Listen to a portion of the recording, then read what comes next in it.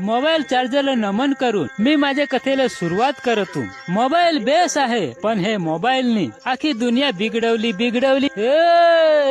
आताची ही दुनिया मोबाईलवर कोणी पबजी खेळत, कोणी फ्री फायर, कोणी व्हॉट्सअप मेसेजवर, कोणी कॉलवर, कोणी व्हिडिओ कॉलवर, तर कोणी मेसेजवर. नाही कोणी भाकरी खात नाही, काम करत रे.